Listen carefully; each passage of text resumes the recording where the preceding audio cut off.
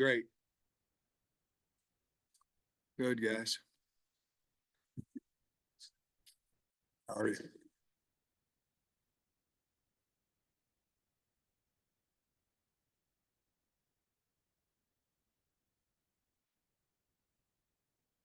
Had to put it on airplane, man.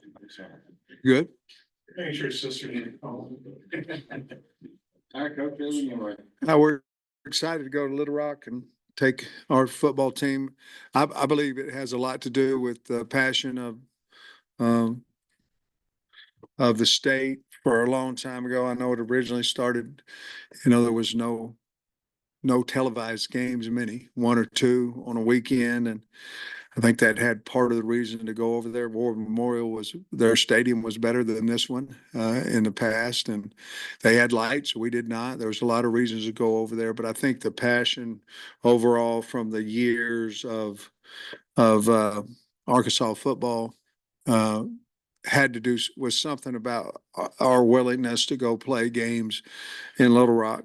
Our team is not looking at this as well, we have to go play in Little Rock. We're looking at it as opportunity to take the team on the road and have a great opening game in the great city of Little Rock. And whether I want to do that for years to come or not is irrelevant right now for this Thursday night's game. But we are excited to go over there. It's on our schedule. It's where we're going to play, and we're excited to go over there. And we hope that we'll have a whole lot of fans at the game supporting our football team. Looking forward to playing Pine Bluff. Looking forward to playing a in-state opponent. And we know that Coach Hampton has done a good job.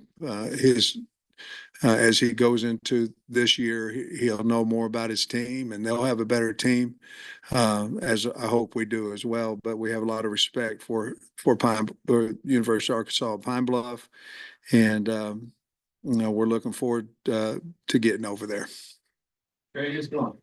Coach, you planning on, I guess, bussing down on Wednesday and flying back? Is that kind of and just what's the schedule coming up? No, Trey, we are going to bus over there, but we'll bus back as well. Certainly helped us. We can save a little bit of money, but more importantly, with us having a 2-day advantage on our opponent, our kids will be off Friday, then we'll practice Saturday, then they'll be off Sunday, and then we'll go into a regular schedule for Oklahoma State after that. You guys doing any kind of walkthrough in the stadium? I don't know if y'all ever really do that. But. We are not, ever since I've been here, we chose not to go to the opponents.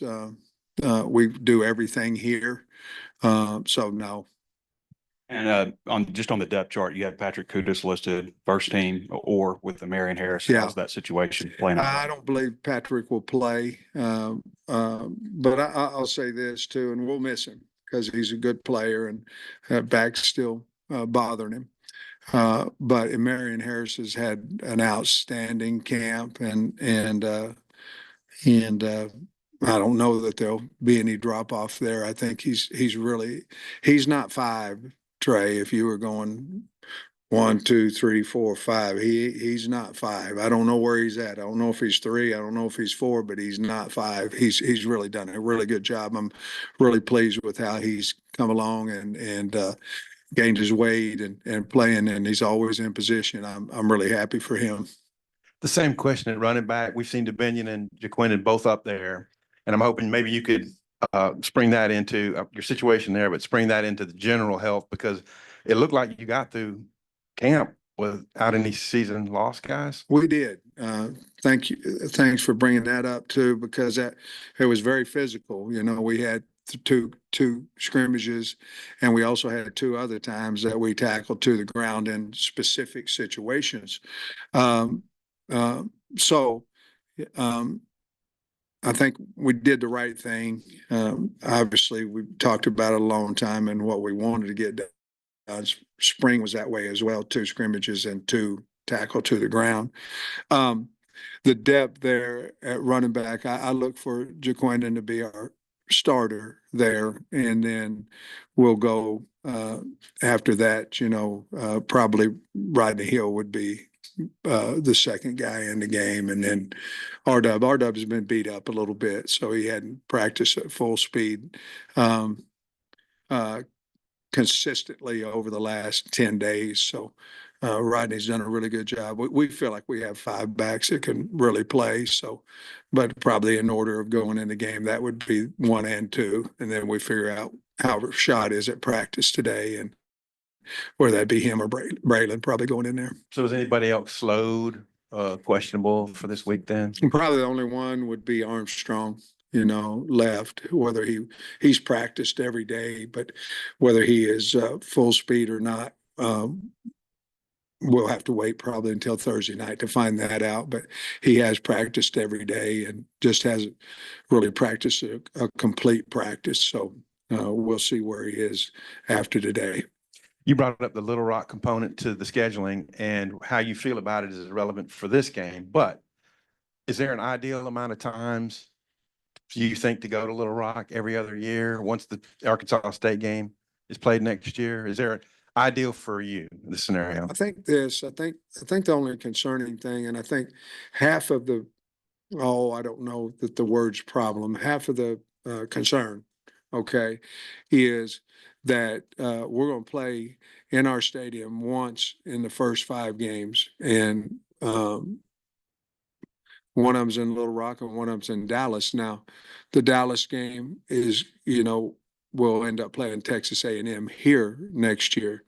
But if you look at it and you consistently look at it, I believe the year we won 9, I think we had 6 games, and I think 4 of them, y'all check me on this, but I'm saying, I think 4 of them were home games, and we were in here twice, and I, to be honest with you, I just don't know that it's fair to the fans. I mean, they know where the University of Arkansas is. They can plan it. They can get here for games. I think they want to be here for games. So there are problems with that, including the one for 5 here. I don't know the answer, to be honest with you, in the future. Obviously, we're going to go play Arkansas State a year from now over there in Little Rock, but I think there's a lot of conversation probably needs to be had between now and 2026. Sam, I think the last time we talked to you, you mentioned that Anton was really pushing Nico, and then same thing with TJ Metcalf really pushing Hudson there at safety, and they're both listed as oars on the depth chart. I'm curious kind of where those battles stand going into this week. Well, we haven't really talked to the kids, exactly, if there's an or on there, who's going to be that. But I can be honest with you and tell you both Hud and TJ have played really well, and so has Nico and Anton, which is a good thing. A lot of times you have battles and you're trying to find one that's good. Both those battles are between 2 really good players, and they both will play all 4. You understand what I'm saying? But I think we still have another physical practice today, and we'll find out what we're going to do at that point. But again, who runs out first is probably more important to the kid and maybe the media than it is to us, because they're going to certainly play their reps.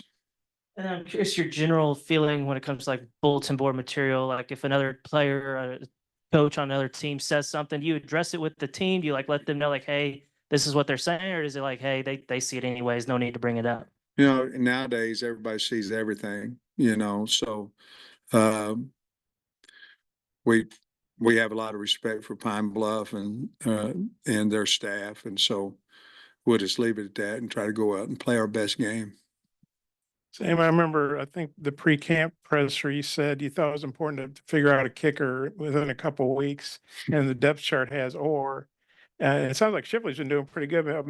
I guess is Ramsey healthy again, or why is that an or? And is it really, you don't know who's going to kick Thursday? Well, all of them's oars because we haven't talked to the kids about it, to be honest with you. Some of them they're so close of a battle that we still need to practice 2 more days before we figure it out. Again, that doesn't mean that we don't have confidence in the oars, because we do, or they wouldn't be on there. We haven't spoke with the kickers yet about who's won that job. And once we do that, I guess you'll find out on Thursday. I hate it, but we just haven't, at this time of the media, we haven't talked to the kickers about who's won that battle. I can say this, they both have kicked well. Ramsey was hurt for a week. We shut him down for 5 days, and then he was back yesterday and did a really good job on his field goals. And there's been a lot of talk from players and, Eric talked about how far Harris has come since, I guess, the spring. And you're down there with the line a lot. Specifically, what is he doing that's, made him, one of your top guys? I just think he's so much more motivated, and his body gives him a chance. He had lost so much weight, and he was down to 275, 278 pounds. And I'm not for sure if that didn't affect his mind as well, because he wasn't able to move people. He always had good quickness and always had pretty good technique. But now I think him being over 300 pounds, I think his confidence is much better. He's been here now for 3 seasons. His ability to move people is much better, and he's just. I think he's just playing better because he's confident that he can get it done, and him and Carmona together, they've really been a good. Carmona's been good for him too, if that makes sense. And then I was curious how the mock game or the dress rehearsal, or whatever you want to call it, went Thursday. Now, I guess I know you're not hitting, but how did it go from a logistics? Well, we actually did this year. We went in shells, and our tempo was good. I felt like the offense, I think, was right at 20 plays. 2 of them were on air, situational, and the defense was around 18. And then we had all kinds of special team situations, and it went well. Now, in the past, we did not do that. I mean, we did the special teams, but we didn't physically get after each other. I just felt like we're trying to talk about being tough, and you can't be tough unless practices are tough, and the expectation is tough. So we did that. It went well. I thought dealing with social media distractions, you mentioned that last week, Coach, how you thought you would have to deal with some adversity at some point when that comes. Last year, maybe you didn't do the best job. This year, you feel like you've equipped your team a little better to handle that outside noise. Yeah, I think so. And we really haven't gotten into a stressful situation yet, so we're going to have to figure that out once that happens. There's situations that are adverse during a game, and then there's certainly adversity after a game, speaking of media. But I think our kids have been pretty good with the media. They've been limited availability, but I think we've got a mature team, so I feel pretty good about it. And we've spoke about it quite a bit as well. So I think we're going to be in pretty good shape there as well. We have a mature team, so I think we'll be in pretty good shape. Last time we spoke with you, you kind of mentioned how Danny and Ian might have to treat them as Yeah. one player, kind of, and see where you go. Have any of those guys taken a step forward? Is it the same plan? Maybe they're one player in terms of snaps and reps and everything. Going into the University of Arkansas Pine Bluff game, I think that is the plan. Where we've been rotating, on 4s, there's just no way that we can do that with Landon Jackson. I mean, we can't. We need him on the football field. Maybe Cam Ball as well. But the equal opportunity, we're not close enough right now for a guy who's to me quite a bit better, and that could be because of age. It could be a lot of reasons. Is off the football off the field, and so. But I do think that rotation is something that we'll certainly do. And Kudus, do you think like this could be a short-term thing, or how do you feel about his availability past you? He's going to get a reading on his back on Friday. and then we'll know a little bit more about it after that. But he has, he's progressed from things in the pool to things on land now, to a little bit of hitting. So we're going to get this MRI read, and then I'll have a better answer for you on next time we meet, I guess next Monday. Last thing is, I know it's a game, it's not practice, but how much of week one maybe can be part of that competition at, defensive end, safety, cornerback, where you have some of those guys fighting for.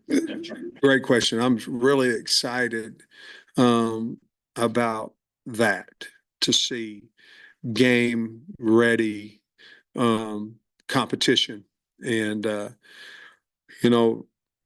you just don't say, we talked to them about scrimmages, and the game's the same way. You don't stay the same. You just don't, you go to practice and you go out to a game, you get a different person. I mean, you do on a Saturday, or in this case, a Thursday night. They're either going to get better or they're going to get worse. No coach is going to come in and say, well, that's about what I thought we was going to get out of it. It goes up or it goes down. And so I'm really excited to see how each one of these guys that are in a battle, and those are not, for that matter, to see how they play. We have so many new players, and of course, I heard Arkansas Pine Bluff has maybe 52 or something like that came in July, so very, very difficult to really, really, really know what you have until you line up there on a Saturday night. You think but it'll be a lot of fun to find out truly what we have. Coming into fall camp, you said you liked Andreas Poschka, but you need to love him. I guess how much closer are you to loving him, and what have you seen from him throughout the fall camp? Well, I love the kid. A lot of it was understanding the offense, being able to play faster because of that. He had a really good offseason, gained some weight, stronger, faster. He's very aggressive. So there'll be times in there, depends on, what personnel that we use, that he'll be the first guy out there. Now he might be out there with another tight end. So he's come a long way. I believe that we'll find out more about him on Thursday night, but I've been pleased with his progression over the last, whatever it's been, 21, 22 days. Coach, last year, I think a full week out, y'all announced the captains, but you Yeah. haven't yet. Are you know them, or is there a reason for the delay? Well, I've changed that one too, with the portal and all that. I think naming captains this early. When I was at Georgia, Trey, they named them after the season, and they just had a rotating guys. I do think what we're going to do is we're going to name 4 game day captains for a while. And I don't know how long that's going to be. I don't know if that's going to be to game 10. I don't know if that's going to be during the bowl prep. I don't know when that's going to be that we decide who our captains are. But I just think here, twofold, Trey, to be honest, I think that we have too many captain-like guys on our team right now to get to 4. I think let's let them play a little bit. Let's see them in the adversity. Let's see who really is the leaders on a Saturday afternoon. Again, we have 39 new guys. So I just thought that it would be kind of cool if at the end of the year, if you had 48 guys or you had 36 guys that represented the team as captains. I mean, let's look at this. You're going to Little Rock. So if you're sitting there thinking who could be game day captains, well, you start thinking about your kids from Little Rock that are starting. You start thinking about maybe a guy from Memphis, whatever. And I think it would mean something to those kids, and they had the opportunity to walk out there. And, captains have changed. They never ask a captain, what do you want to do or anything. Most of the time they don't ask me. They just, you're going to take the penalty and we're moving on. So that's really something that could kind of be neat that I thought about, that you could have 48 guys in a 12 game, go out there and then maybe decide who really earned the captain spot after the year during possibly bowl prep. Just kind of going through thinking too deep in my head, but Nico was like the only guy I could think of. Yeah. That's Well, you have him Marion as well, now, and, then if you didn't have a lot of Little Rock kids, you might go back to the state of Arkansas because we're going over there. So we've got an idea. We haven't talked to the team about it yet. You're trying to get it out of me and I'm not going to give it to you. all right. You watched some football games this weekend, and anything I that you did. maybe could apply to your players for, hey, look how this guy, or penalties or anything like that you might Well, apply? I think we did a turnover circuit again, individually, because we saw quite a few balls on the ground. Penalties obviously are a big part of the beginning of the season. We did show a couple of clips to the teams about some things on special teams where, guy muffed a fair catch on a kickoff and they got it on the one and next play was a safety. He was not in the end zone, makes a big difference. So there was some situations like that, but basically it's the message was about what you believe that you can do, and rankings in preseason are so inconsistent with what you have. You see Georgia Tech and Florida State, and if you looked at that game, no disrespect to either team, but it wasn't a fluke. Georgia Tech and them went toe to toe, and two good football teams. Georgia Tech found a way to win the game. That's how our season started last year as well. We just didn't. We were Florida State. We weren't Georgia Tech at the end of the game, and so they're all learning situations. And why did it happen? And because Georgia Tech could have blown up there at the end with the snap, and then they come back and have two really good plays, and the kicker goes in and wins the game. So, yeah, there's some situations that we saw that we used with the team.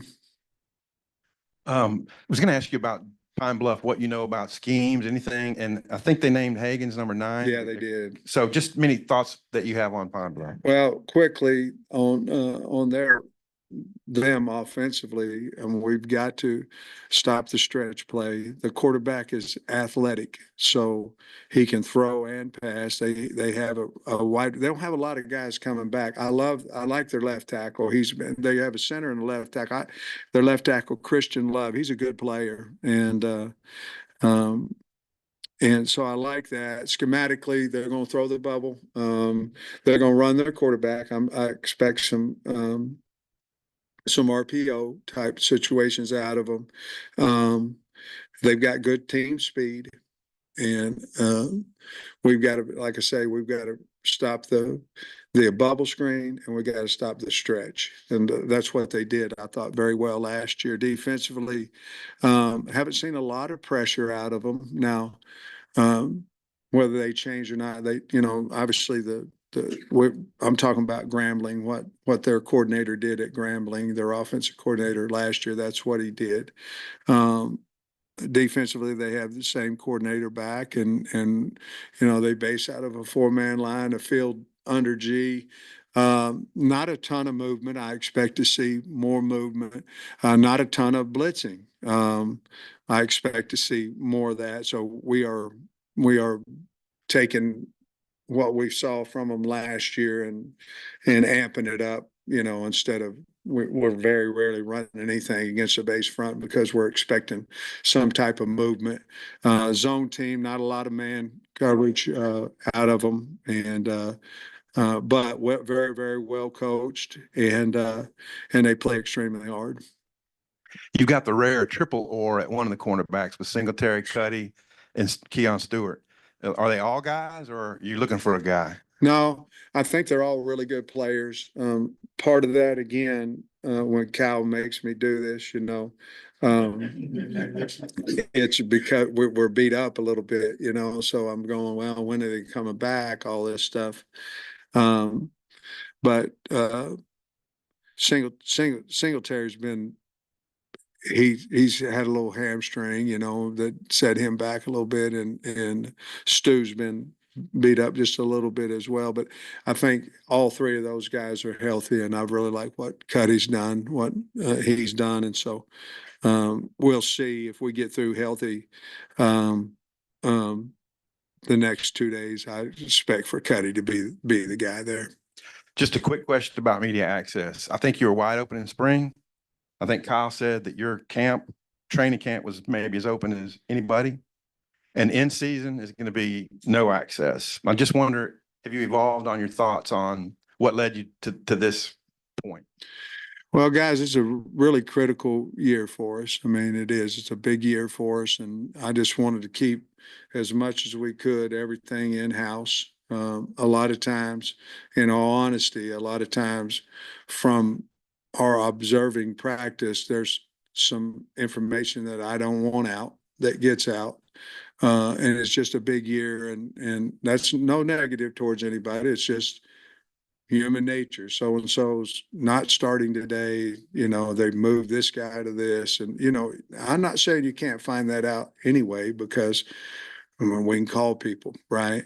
But it's a big year for us, and we just want to keep everything in-house as much as we possibly could. Now, we also understand that you have a job to do and that media is part of our family. And sometimes we like it, sometimes we don't. But you are a part of Hog and a part of our family. We understand that too. So we're trying to find as good of a